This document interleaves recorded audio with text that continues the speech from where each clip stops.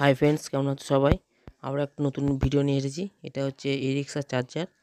এর প্রবলেম হচ্ছে ফ্যানটা ঘুরছে না, মাঝে মধ্যে ঘুরছে, মাঝে মাঝে ঘুরছে না।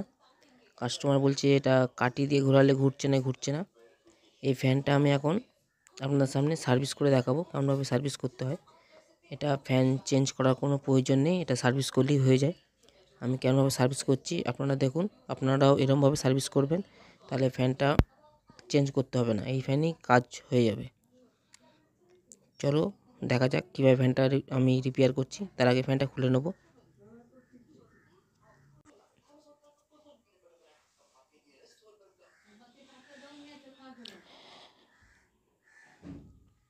এবার ফ্যানের যে লকগুলো আছে সেই লকটা আমি খুলে নেব।